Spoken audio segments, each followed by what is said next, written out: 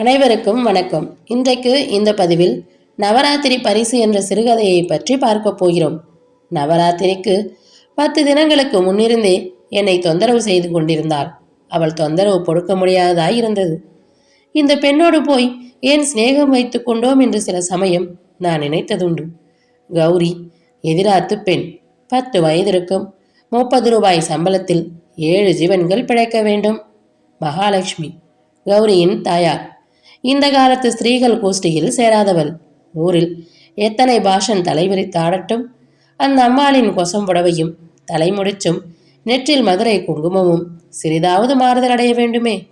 கௌரி நல்ல சிவப்பு, தந்த மாதிரி உடம்பு, தலை நிறைய மயிர், பொதுவாக லட்சணமாய் இருப்பாள். குணம் சௌஜன்யமானது. நவராத்திரி வருகிறதென்றால் அவளுக்கு மிக குதூகலம். அவர்கள் வீட்டிலும் கொலு வைப்பார்கள்.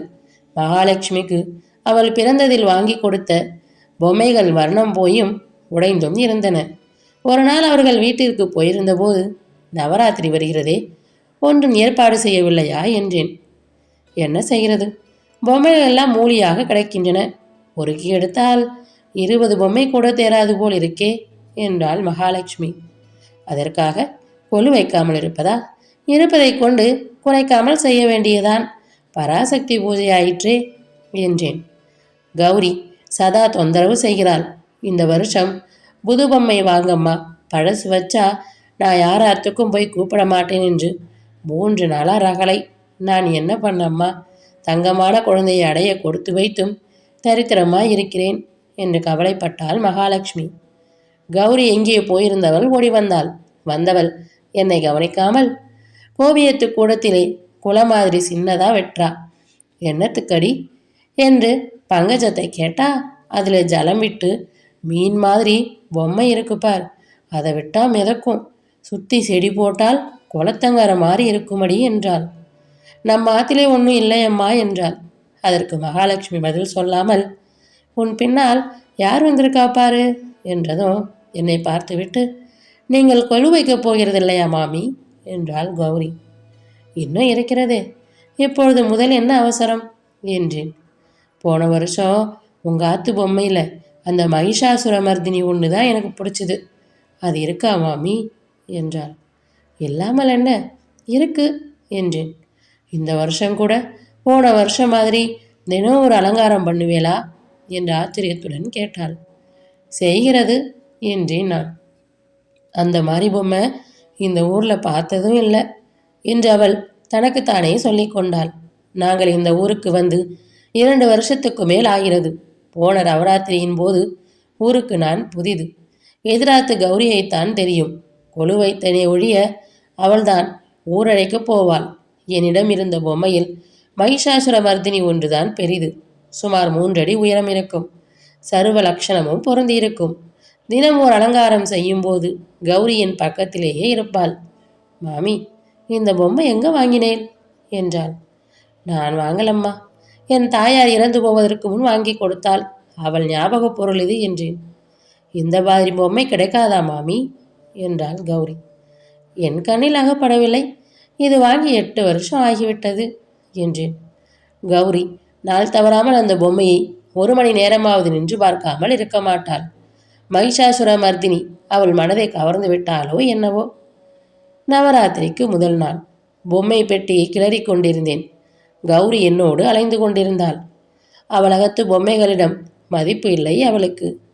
மாமி மாமி, இந்த நாயை பார்த்தேலா, உட்காந்து குண்டு மாதிரியே இருக்கே, ஐயோயோ அந்த சிப்பாயை பாருங்களேன் என்று கொதித்து கொண்டிருந்தாள். நான் மகிஷாசுர மர்தினியை வெளியில் எடுத்ததுதான் தாமதம்.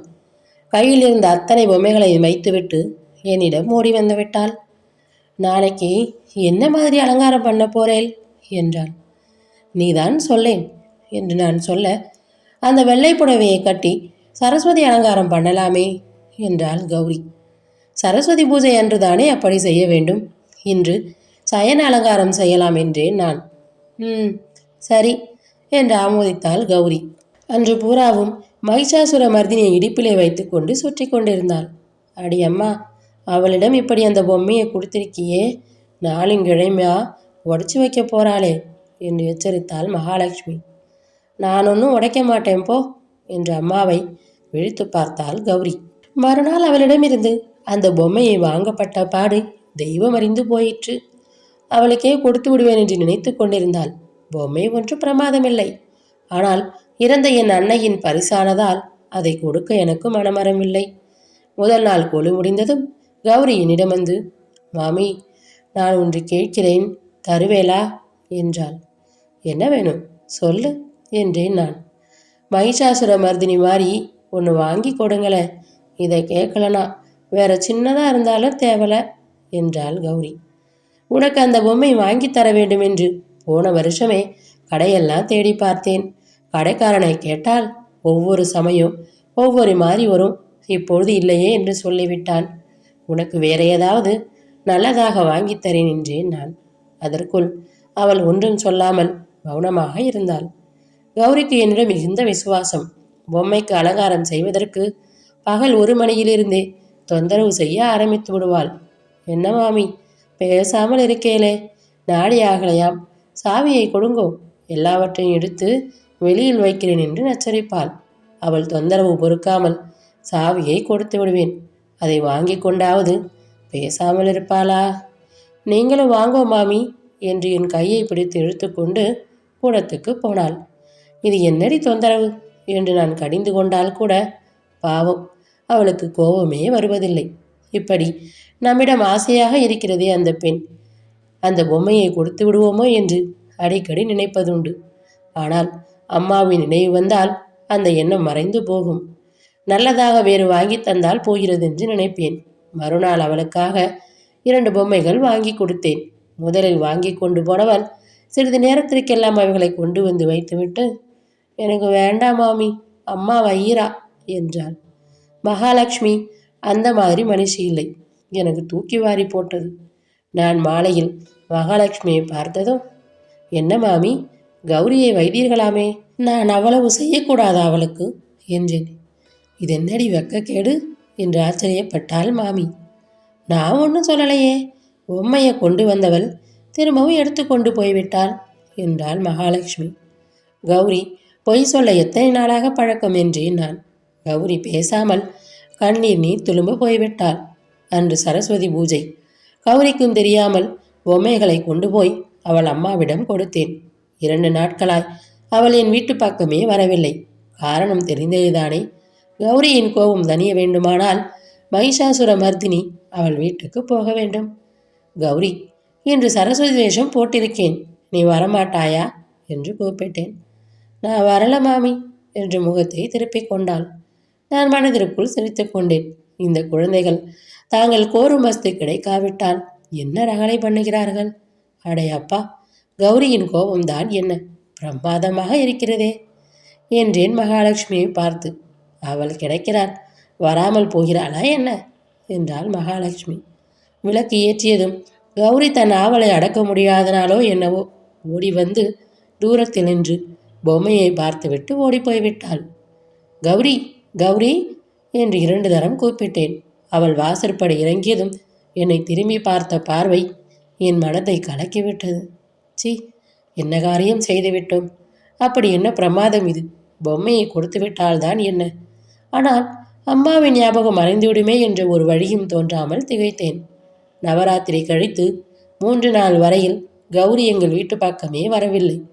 வீட்டில் அனைவரும் கௌரி ஊரில் இல்லையா என்ன என்று கேட்க ஆரம்பித்து விட்டார்கள். போய் பார்த்து விட்டு வருவோம் என்று கௌரியின் வீட்டுக்கு போனேன். கூடத்தில் படுத்து கொண்டிருந்தாள். கௌரிக்கு என்ன உடம்புக்கு என்று கேட்டேன்.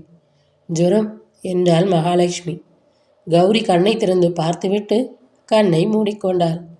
கௌரி, உடம்புக்கு என்னம்மா என்றேன். ஜுரமாமி என்றாள் கௌரி. சரஸ்வதி பூஜை என்று ராத்திரி படுத்தவள்தான் என்றாள் மகாலட்சுமி. என் மனதை என்னவோ செய்தது. ஒருவேளை அந்த பொம்மை அவளை இப்படி செய்துவிட்டதோ? அன்று அவள் என்னை பார்த்த பார்வை மறுபடியும் என் கண்ணெதிரில் தோன்றி மறைந்தது.